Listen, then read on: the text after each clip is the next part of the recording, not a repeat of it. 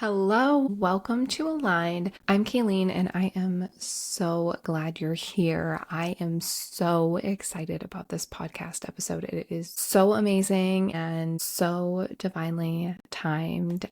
I have on Emily the Mystic this week. She is incredible. I cannot wait for you guys to hear this episode. And if you're new here, thank you so much for listening. Emily and I talk about all kinds of good stuff. And I think if you enjoy listening to my podcast, you will truly enjoy listening to this because Emily is an intuitive mentor, an Akashic Records expert practitioner and teacher, an intuition development coach, a Galactic channel, and the host of Emily the Mystic Show podcast. She's on a mission to help old souls discover their inner mystic, as well as reclaim their intuitive gifts, manifest their dreams, and experience the most joyful life while doing it. Emily is an expert in studying the soul, starseed origins, past lives, light language, quantum healing, and other spiritual practices. She is a living proof that you can change your life in a split second and is known for making the most aligned, purposeful, freedom-filled life possible. And that is so incredibly true. I have had the honor of working with her before too. I actually took the Akashic Records certification with Emily and it was fantastic. So detailed and so much to learn. So again, this is a long intro. Thank you for being here today and let us know what you think of the podcast. Welcome back, everyone. I am so excited that we have the pleasure of having Emily on today. Emily, welcome.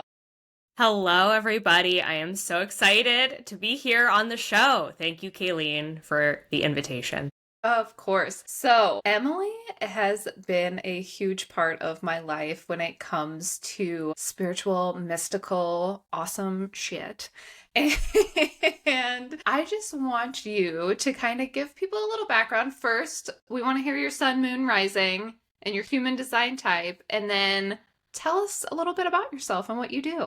So I am a Taurus rising, I am a Pisces sun, and I am a Gemini moon. So I have a nice little combo of earth, water, and air, which is super fun.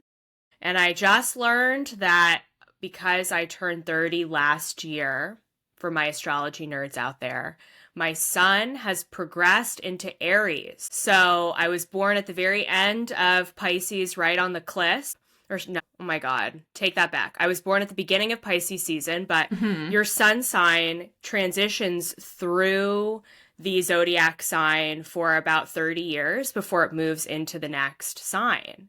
So depending on how old you are, you also have this like more advanced expression of you that comes out when you're older, which is the zodiac sign after your sun sign. So that's Aries, which comes after Pisces. Which is super interesting because that's that's so interesting. It's like a whole new sort of way of coming into yourself and your energy when you get older, which I think is fascinating. Is that supposed to happen then? For instance, you turn 60 and then you are into the, okay. Yep. Because it's 28 degrees, right? So yes. Every year is 1 degree on the zodiac wheel. So that would translate to, another 30 years. I guess you would be the next sign after that. Interesting. That is so interesting. And now my life makes more sense. Because I was born a Libra sun and then I am now 32. So that's more of your Scorpio energy. Yeah. That would make so much sense. I love that. Well, thank you for that little tidbit. I love it. Fascinating. And for human design, I am a manifesting generator. Yes, she is. All the energy. Okay, so tell us a little bit about what you do now. And then maybe, how it all kind of started for you and your spiritual awakening and that. I love everyone to talk about that story on here. Absolutely. So I am a full-time spiritual teacher, mentor. My primary focus is with the Akashic Records.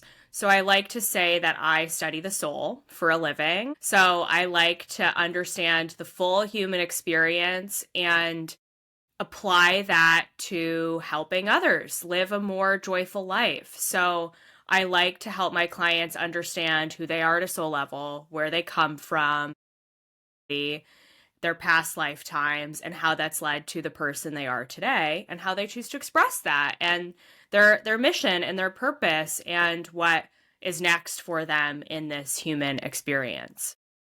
It's a lot of fun, and I have my own podcast, The Emily the Mystic Show, that you should definitely check out if you haven't already. And what led me here? Well, it's definitely been a journey of twists and turns, I must say. I will start by saying that I was very spiritual as a child. I always had a fascination with mystical things, fantasy, worlds, from the time when I was really little. So I was a typical Pisces child, very dreamy, always daydreaming, always wanting to play with the fairies in my backyard and read books on all sorts of mystical topics, which eventually I found my way somehow into the spiritual section of the bookstore and the library when I was maybe 9, 10, 11 years old, just so fascinated by astrology and all different kinds of spiritual topics when I was young. And like many of us do, I wanted to fit in and I wanted to be cool. So I kind of pushed away those spiritual interests in favor of being a normal kid, normal teenager. I went to Catholic school for my whole life, for over 12 years. And so I was raised in a Roman Catholic household, and still I had these alternative beliefs, which I remember was always a little bit of a struggle for me because, for example, when I was in middle school, a book that was really popular at that time was the Da Vinci Code, which is all about conspiracy theories. And I loved that book. I was so into that book. And the teachers wouldn't let us bring that book to school because that was considered sacrilegious. So I had all of these like questions about life and just questions about purpose and who we are and questions about the church. And so that really played a big role growing up for me and throughout my life. And I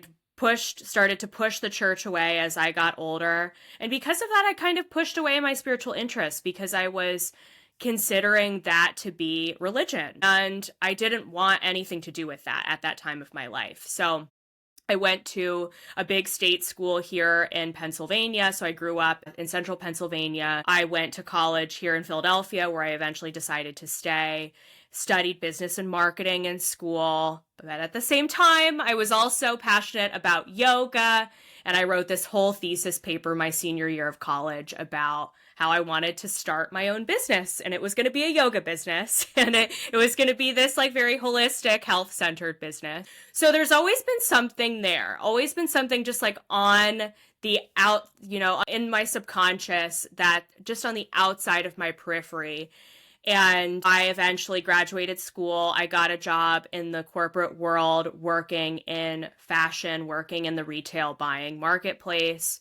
So I was working in buying and product development for 5 years before eventually I felt burnt out. I felt overwhelmed. I felt exhausted by that job. And I just knew something within me knew that I couldn't continue that lifestyle that much longer because it was affecting my health. It was giving me heart palpitations. I had so much anxiety. I just knew that I couldn't continue living that way for much longer. So at the beginning of 2020, before the pandemic started and before any of us knew that the world was going to shut down, I started a side hustle. I started a personal training business. I was, again, passionate about yoga. I was also passionate about health and fitness and wanted to help people navigate health and anxiety, but from a holistic perspective. So I started this coaching business, and then the world shut down. And then I started working from home. And when I started working from home, I started rediscovering those spiritual interests again. I started listening to spiritual podcasts. I I went home to my parents' house and I got all of the spiritual books that I had had as a kid and started enjoying them again and reading them again. And my gifts really started to start coming online. I started to have really crazy experiences that I couldn't explain. And I didn't quite know what to do with it, but thankfully spirit knew, and I just started getting directed to the right teachers and the right people who could help me. And so I had started an Instagram for health and fitness coaching, which I started posting about spiritual things here and there. And my little health coaching clients that I was working with, who are really just acquaintances and friends, they were curious and wanted readings for me. So I started doing readings for them. And that's really where the whole thing started. And I found such a passion for it. And it really lit me up. And I was just like, I know this is me. Like, this is what I'm here to do. This has been consistent throughout my whole life. And I have just fallen in love with living a spiritual lifestyle and helping other people do the same. And that's how we got here. What a wonderful story. That's actually very similar to a lot of people in this field, I would say, because I had a similar story, and I think it's really awesome that you kind of just like followed the breadcrumbs and see where things were taking you. And it feels like, looking like from my perspective, you just like did a 180. You know what I mean? It's like, oh, you're doing the health and fitness, and then it's like, no, like we hear the word galactic and then people are like, ooh, interesting. So I do want you to touch on the galactic piece, because I've never really had anyone on the podcast talk about that much at all. Yeah, so that started for me, I would say at the end of 2020, beginning of 2021, I found my way into the Akashic records, which I'm sure you, Kayleen, talk about on your podcast a lot. And I found my way there through receiving readings from others and eventually finding a spiritual teacher who helped me learn the records. And that journey led me to seeing online people talking about this concept of being a starseed. And I started seeing the word starseed out there, and I wanted to know what that was, because it like really sparked something within me and made sense to me, but even though I didn't consciously understand what it was about. And then eventually, I can't remember how I learned more about it, but what a starseed is, it means that your soul is not from here on Earth, that your soul has originated in other star systems, planets, galaxies, elsewhere in our universe. And when I learned that, it was like a light switch went off for me. It was like something really made sense, because I realized, oh, okay, I'm not from Earth. Like my soul, yes, I've had lifetimes here on Earth, but there's more to it. It's not just this experience. There's so much more to it. And something within that really hit home for me, because it helped explain a lot of my experiences that I had as a child. I felt, as you can tell from a lot of my story, I felt very much like an outsider, interested in these fringe sort of things that no one else was really interested in my community. So I kind of felt like I lived a little bit of a double life, would write my moon manifestation lists at home, and then I would go to school and I would talk to my friends about Christian ministry, and like, and I just didn't understand why I always felt like I was kind of wearing a mask and trying to fit in with what everybody else was doing at school. And so learning about the starseed thing, it made sense. It made me feel like, okay, it's because I'm not from here. I'm a little bit of an outsider. I'm a little bit of a star traveler. I'm from other places. And so that led me down a rabbit hole, a rabbit hole of research around what it means to be a starseed. And at the time when I was learning about this, I couldn't find that many people out there who were talking about it. I feel like the spiritual space it's a lot more accepted. There are more people who are talking about it now, even in just the last couple of years. And so at that time, I found a couple of people who were talking about the Pleiades, which is a star system. And I started learning from a couple of other spiritual teachers about the Pleiades, about Sirius, about some of these other star systems. And I started doing meditations to connect with them and having just really wild experiences. And I was like, I can't make this up. Like, yes, I love fantasy, and yes, I'm a daydreamer, but also some of the things that I'm seeing in my mind's eye, I don't know how I would have made this up. So it just really proved to me that this sort of thing is real. And that's what sparked my whole fascination with it. And eventually I started learning how to channel these different galactic beings. And that turned into helping my clients discover their own galactic connections too. Which is so incredibly cool. I have binged a lot of your YouTube videos on different galactic, planets, races, whatever, however you want to call it, the different groups, I guess, too. Because it's interesting when you are listening to something and you're like, oh, I really, really relate to that. And it's most likely because you're either from there, or have had a life there, or something like that. What would you say, where is your main, point of origin, I would say? Yeah, so point of origin is where I believe the soul spawns into conscious awareness and existence. And typically it sort of comes into this collective consciousness, the sort of, whether that be a star system or a planet that we're part of. And then eventually from there, the soul incarnates into different types of existences, whether it's in a physical body or not.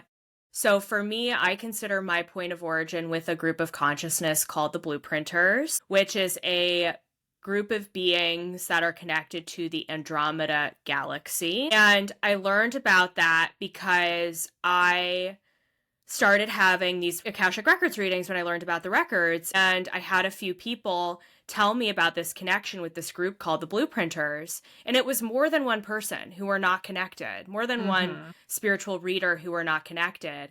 And it was like weird to me that all of them were telling me the same thing, connecting the same dots. And eventually I found my way to a channel her name is Debbie Solaris. And Debbie, if you follow her content, she's got some interesting things on there. So I wouldn't say that I believe everything that she posts. So I'm just putting that out there. We have to use our discernment with all of these people. But I had a reading with Debbie when she was still offering readings, and she was telling me that I was from this group of consciousness connected to the Andromeda galaxy. And she was explaining all of these things that connected with the blueprinter theory that I had been told by other people. And it was like, a light switch went off and I made the connection. I was like, oh, this is the same group that I've been knowing about, that I've learned about. So long story short, the blueprinters, we call them the blueprinters because they created the blueprints for conscious life. And the blueprinters were responsible for the blueprint of how to live and how to experience life.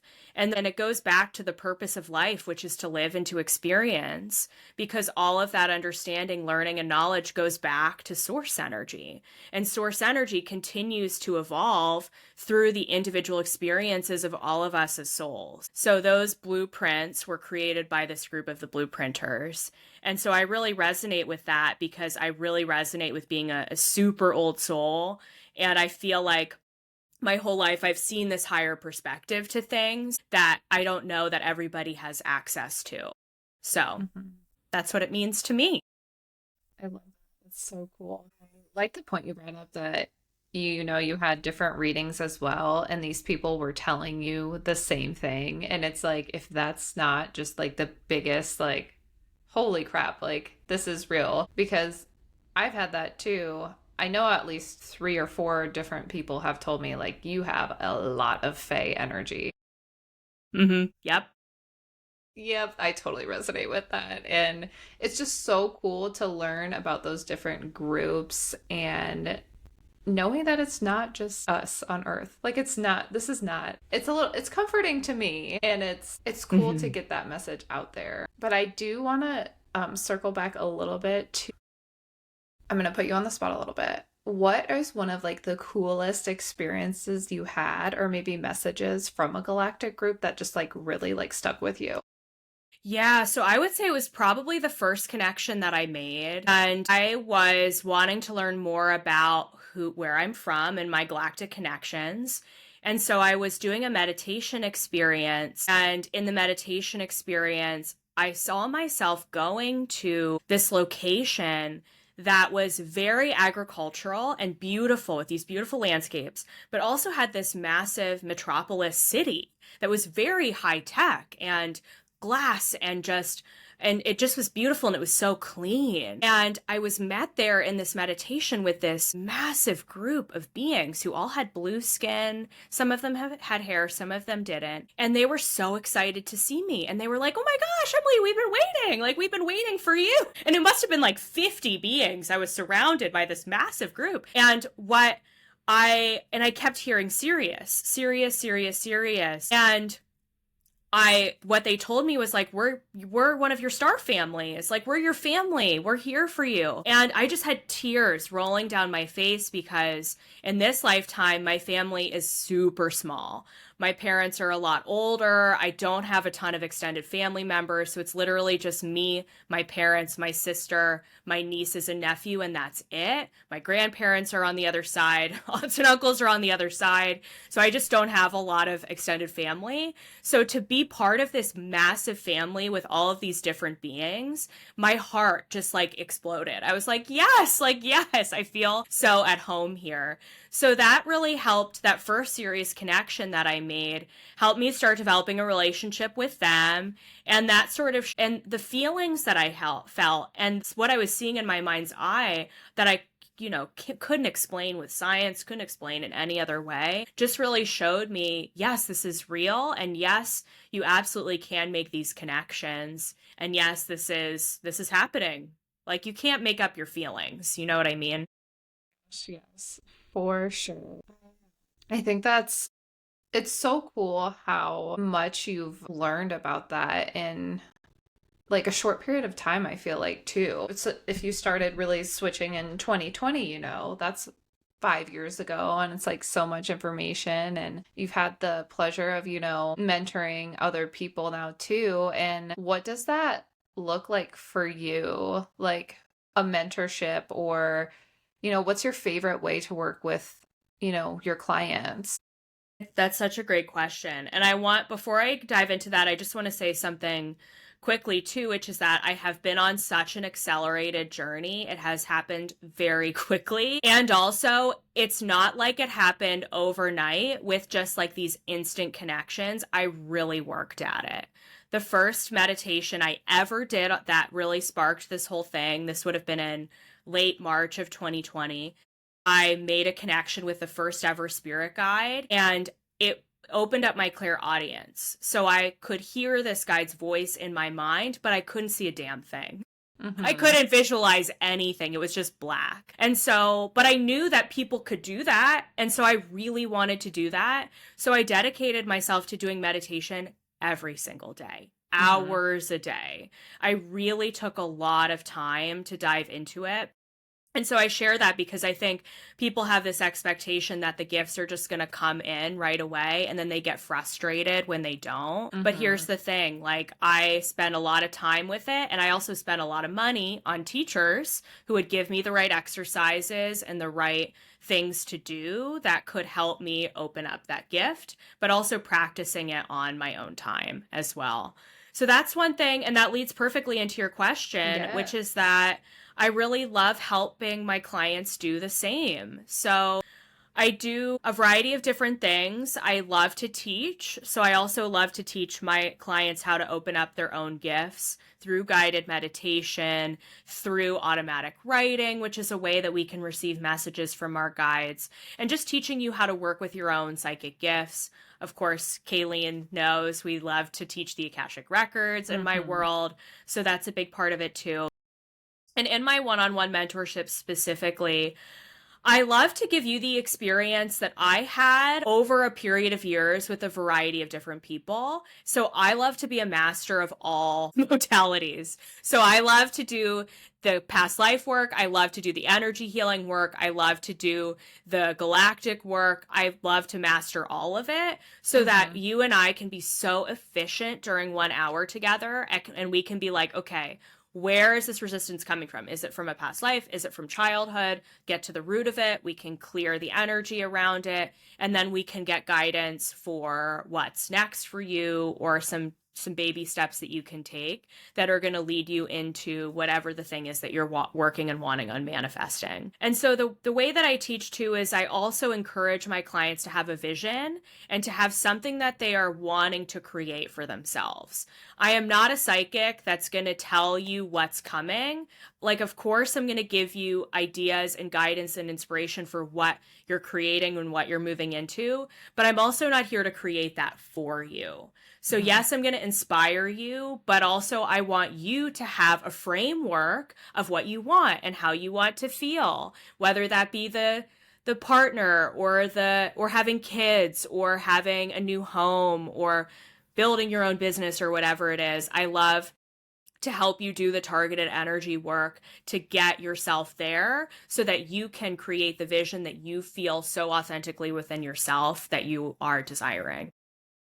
Yes, that is like perfect, because you're just, you're teaching someone to, like, you're helping them, but then you're bringing the power back to them. And I think that's like with all spiritual teachers. If you're going to work with someone, if you're going to have a healing, if you're going to have a reading, you really want that person to be just like Emily explained. And you want, like, you are the sovereign creator of your reality. So you don't want to, like, I'm going to go have this reading and she's going to tell me who I'm going to marry or what's going to happen. Yeah. Blah, blah.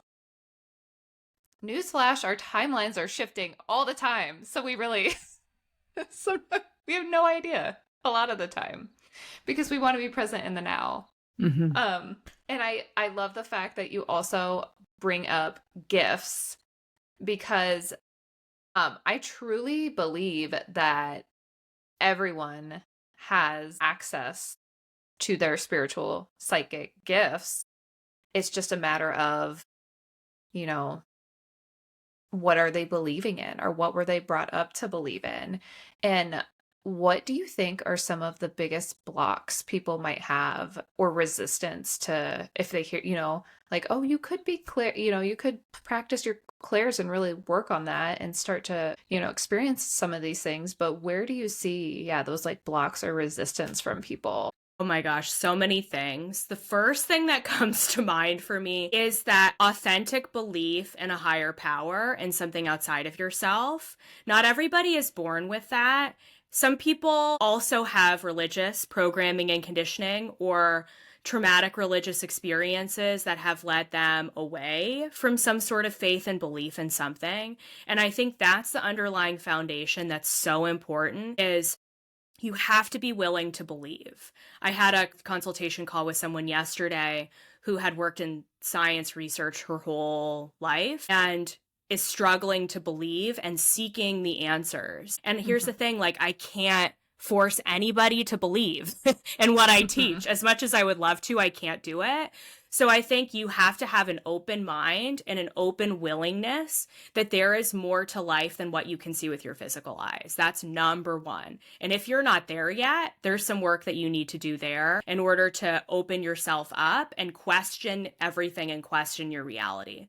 I do think a lot of that starts coming in with, I do believe that our planet is going through a massive ascension activation process. Our planet is evolving and changing. So I do think that our planet, we are receiving these internal deactivations, right? Where our consciousness is expanding to be able to hold the space for questioning our reality and being more open to something outside of ourselves. So I do think that process is happening, but also you have to be ready to do that. So I would say that's number one.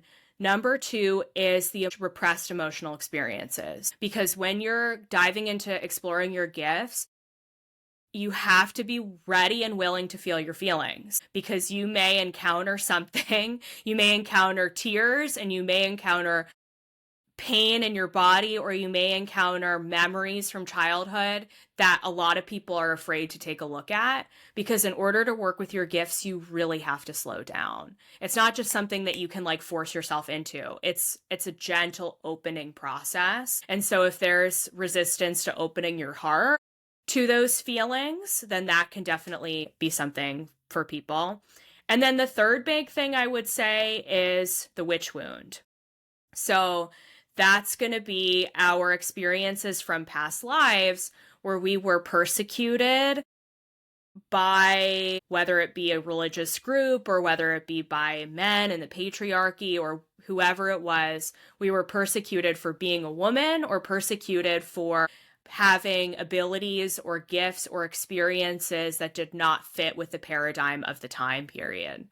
So we can have past life wounding that can absolutely block our expression of our gifts, because the soul is afraid of death and the soul is afraid of bad things happening if we were to open that doorway again and really go there and really work on connecting with our gifts. So yeah, I would say those are the three biggest things. Are just I myself experienced a lot of those things, and it got me thinking, it's like when you start to dive into like a spiritual awakening when it's happening, it can be kind of rough. Not to like scare anyone, but rough in a good way, that you're, actually feeling the emotions and getting those things, out of you. Otherwise, they're just like stagnant energy. Yeah, 100%. Absolutely. And we don't, it's like people believe, in electricity and Wi-Fi and the internet, like powering all this stuff, but nobody like thinks about your aura or your energy centers, or like, they're like, oh, that's just made up. I know. Meanwhile, we're made up of energy. We're energetic beings. Literally energy. It's like all this is energy. I really love the different healing modalities I know, like, that we've worked with together, and like through the Akashic records, and even light language too, which I would love for you to kind of explain light language. And it's more of a in-depth sort of thing for those like deeper into their journey.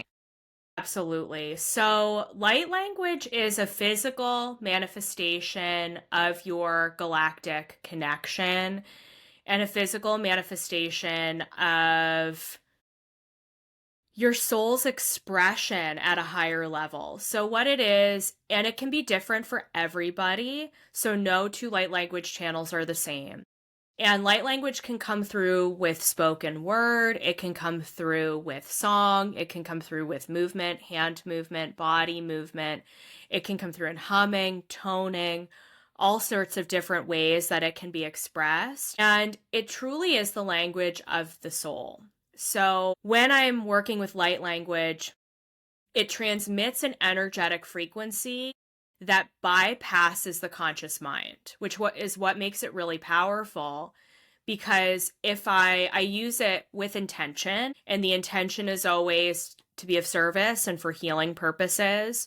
So when I'm channeling light language, it's not just for fun or to show off or, out of my ego mind, but it's a way to help transmit a frequency that I may not be able to do in English and that I may not be able to do with my human self.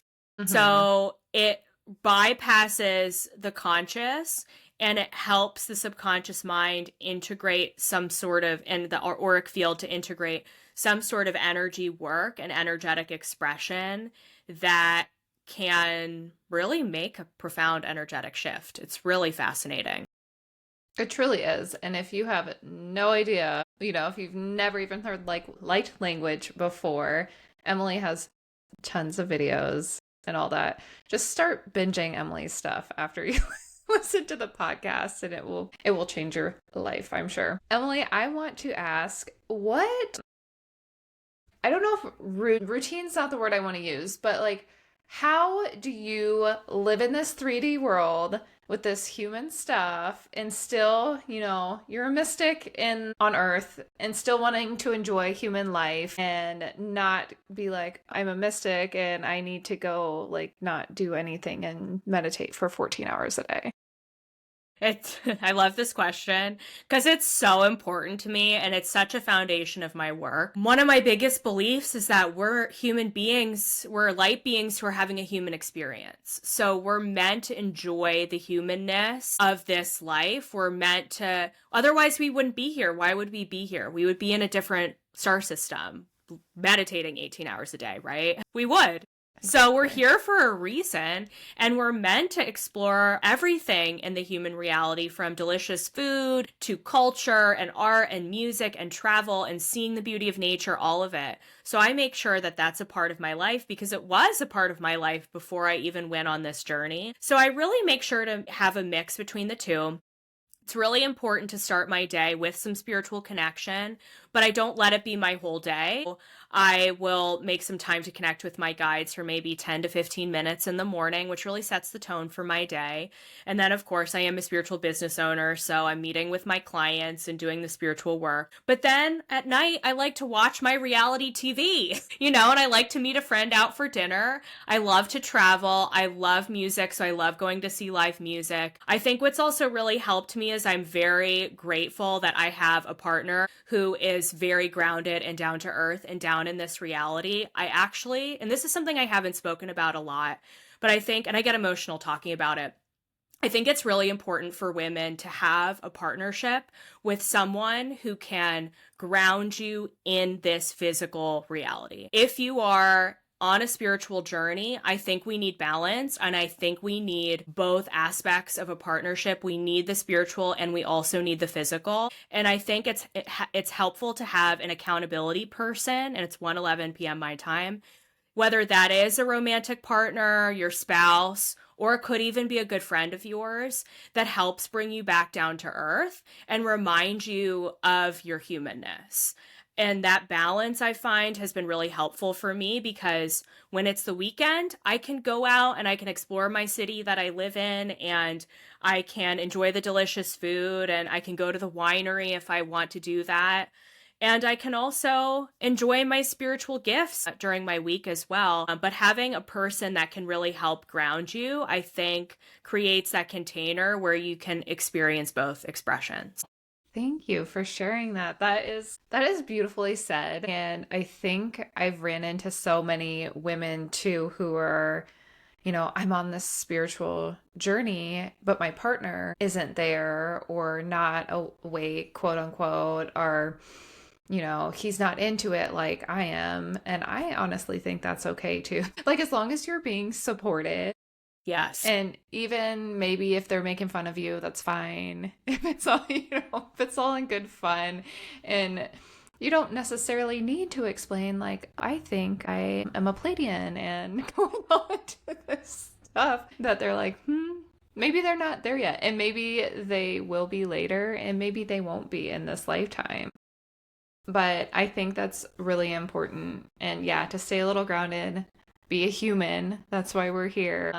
I think too many people from, what society kind of depicts as a spiritual or mystical person is somebody who's like, I'm going to eat tofu and never have alcohol, and I'm going to meditate. Yeah, like I said, for a lot of times a day. And that's not, it's like we want to bring the humanness into our mysticism.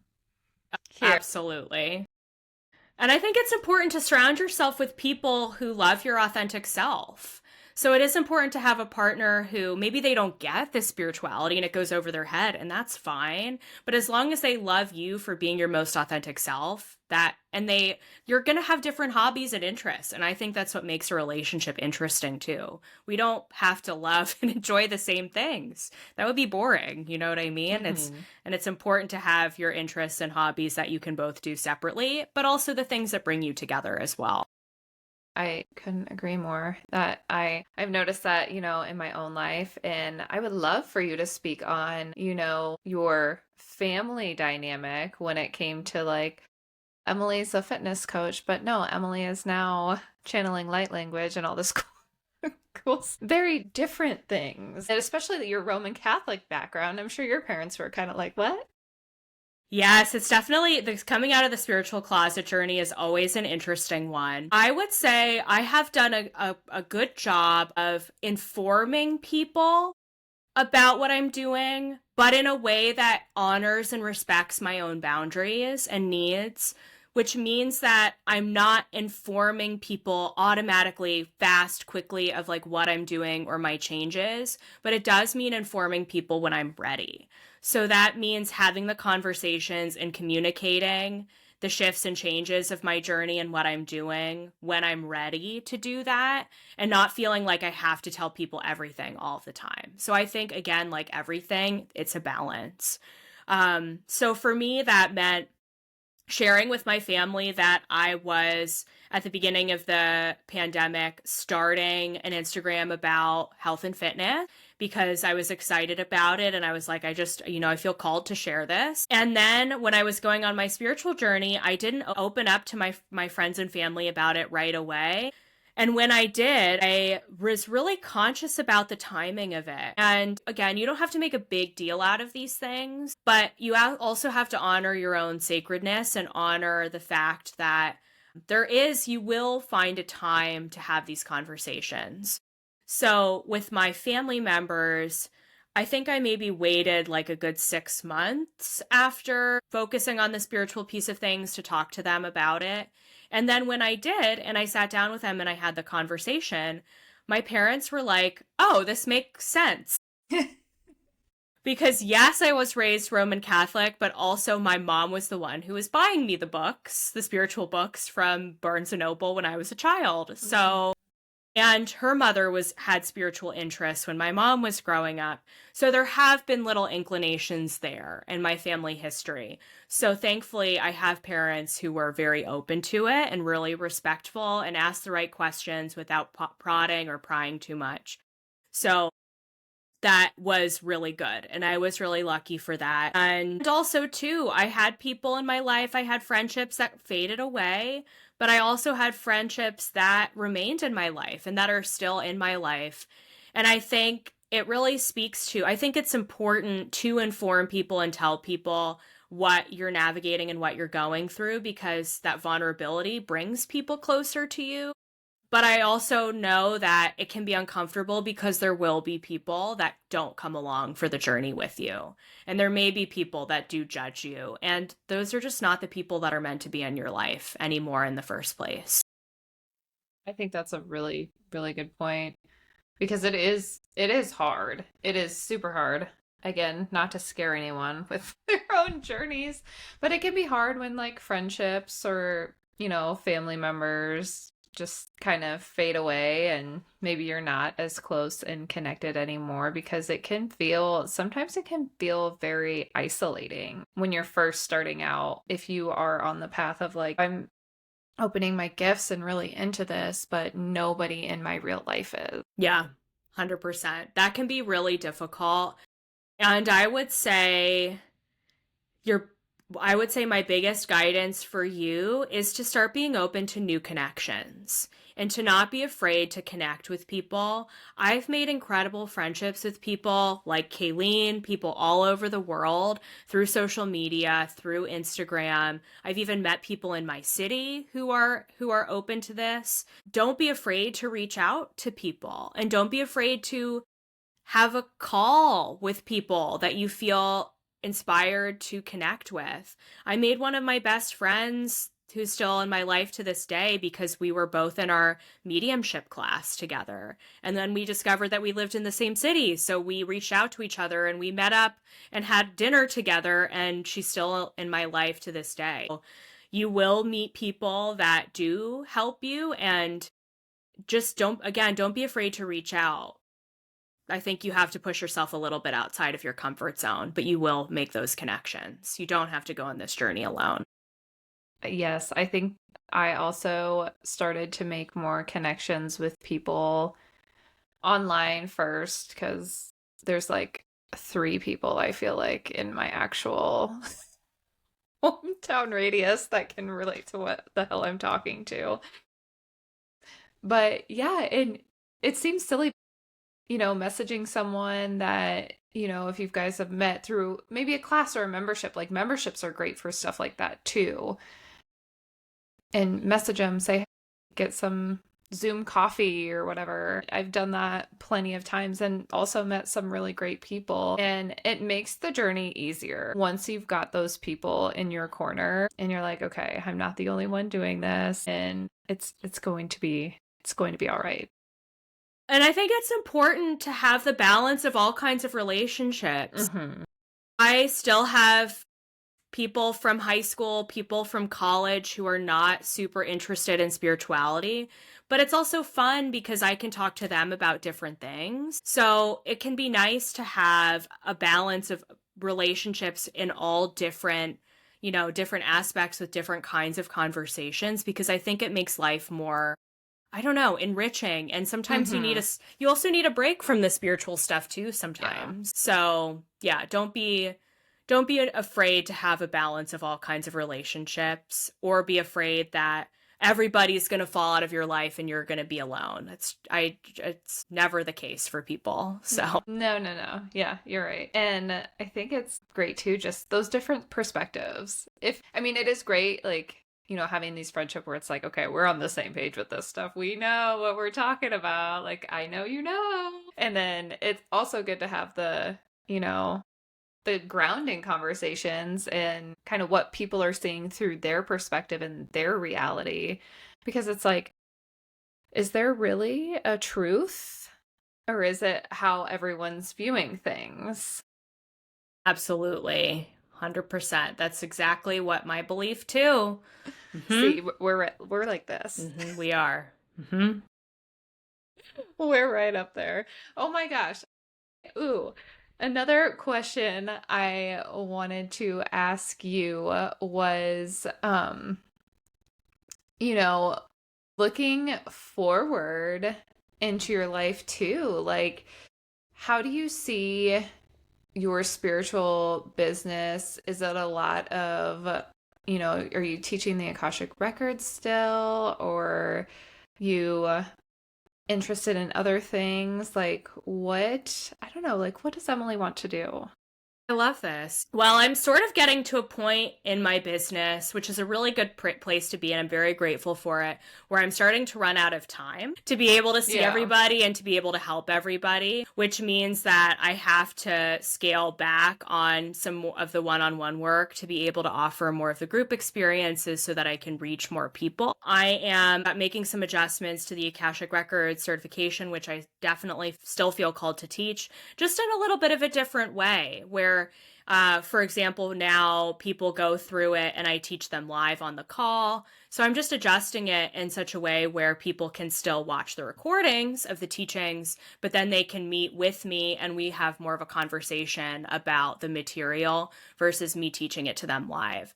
So I'm just making some adjustments to my business that will give me a little bit more time freedom, because I feel called. What I really enjoy teaching I love teaching workshops, and I love teaching small containers around a specific topic to help bring more people in so that I can touch more people and work with more people. And I'm also feeling inspired to do more collaborative work. So I'm doing some more collaborative channeling events and some other collaborative workshops and things that I think will it just helps create community. So a lot of what I'm focused on is community and reaching more people, versus the last few years, it's really been diving deep in the one-on-one stuff with people, which is great. And I think that's where we need to start out a lot of time in business. But for me now, it's more about helping as many people as I can. Well, yeah, because you are in a fantastic place with the amount of people you've been able to touch so far. And it's really cool with like one-on-one stuff too. I feel like you start to see, the patterns in the people that come to you, and kind of a little reflection sometimes, like, because that's, I'm in that boat right now. And it's really cool to see how it evolves as well. But what advice would you give to any of our girlies who are entrepreneurs out there are maybe like, I could maybe start a business or dip my toes in that? Absolutely. I would say my two biggest pieces of advice are the first thing for new entrepreneurs is you have to learn how to direct your energy into a business. And I think that's the thing that people have the hardest time with is how can I navigate my time and my energy and manage this new thing that I'm really passionate about when I have life, I have my career, I have my kids, I have my family, I've got all of these other responsibilities. You have to learn how to direct your energy into the business and stay consistent with it. Once you learn how to do that, then the consistency, those little things that you're doing on a daily basis really start to add up into something magical. And that's one of the biggest things for me that I know has led to my success is that I've been posting 4 to 5 days a week for 5 years without stopping. And I know that sounds exhausting to a lot of people, but if you have to really want it, because if you don't really want it, then it's going to be hard again for you to direct your energy into the business. So you have to find something that you're really passionate about, and you have to be really passionate about the lifestyle in order for it to really pay off for you, because you have to stay consistent. You have to keep going. So that's the first thing. And then the second thing I would say is specialize, specialize, specialize. How can you find your super unique specialty that is going to be something that no one else out there is doing? So that when they find you, they're like, oh my gosh, this girl is speaking to me. Like, oh my gosh, this is what I've been looking for. She specializes in this specific thing that I really need help with. I think there are a lot of people out there who are offering the records and who are offering Reiki healing, who are offering spiritual readings. And I think that's great. And I think, we need as many people doing spiritual work as we can. But I think to really stand out, you have to know yourself and you have to find that spicy little X factor that makes you different and really focus on honing in on that. So for me, that was the Galactic piece of things. Yeah. That's really where I started to find my niche and my groove. And that's really what's allowed my social media accounts and my business to grow. Finding that special thing. Everyone has it. And I think that can really help move the needle for people with business. That is really good advice. And I would like to share with you, I pulled a card before we started talking. I know, love that. Because I'm like, what's going to be like the theme of Emily and I's conversation? And so I pulled this card, Sand, and it literally is like the first point you just said. Did you see the orb? Yeah. Oh my God. Yeah. There's like a snake orb in my room today. I don't know what's going on, guys. Oh my God. I just got the chills. That's so cool. I love it. Like, I don't know who or what it is, but hey. But literally, the sand is like dedicating a tiny grain of sand today to build a temple tomorrow. My God. I love that. That's the very short and sweet version of that card. But yeah, it's just talking about like, just like that little thing. If you really want it. And I feel like if it's something that's on your mind, it's definitely something for you if you are going to put, the action piece towards it as well. I don't think everyone is like, hey, I want to start a business. Some people maybe, but yeah, I feel like there's a special calling for certain people that, you hear those little downloads, you get those things, you hear songs, just the basics, like starting to actually pay attention to the signs and synchronicities in your life. And then you'll end up on a really cool path, just like Emily's.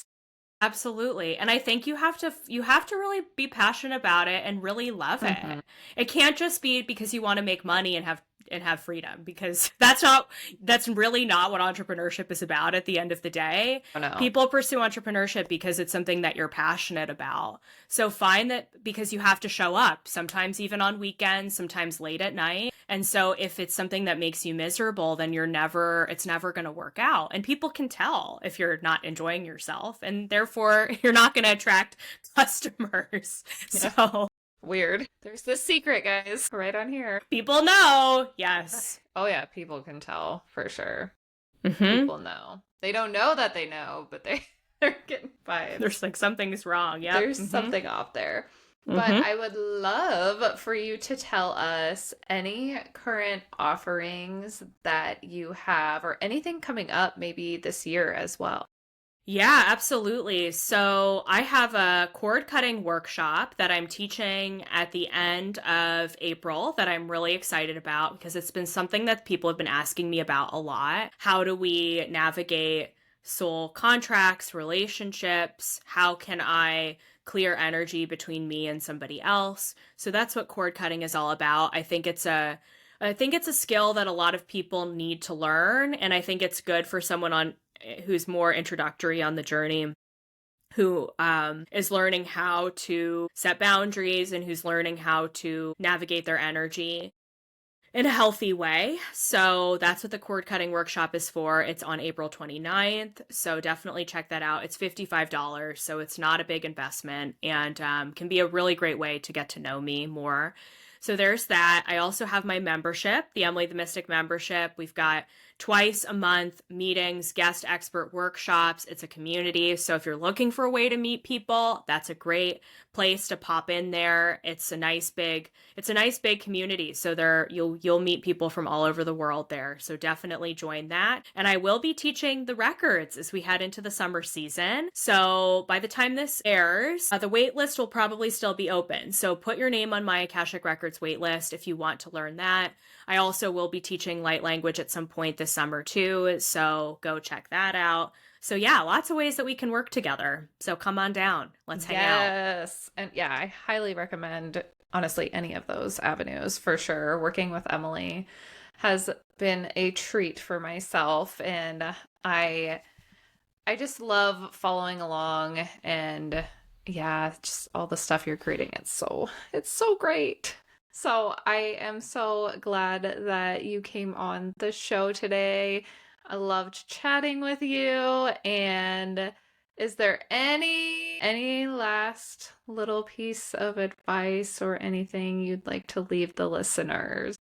The biggest thing that you can do for yourself is commit to following the intuitive nudges. I know that sounds simple, and I know we hear that all the time, but I have really committed myself to that since the beginning of this year. Mm-hmm. And it has been wild. I'm just going to give a short story before we end the episode that's just so crazy. Like, for example, I woke up the other morning and decided to do a meditation.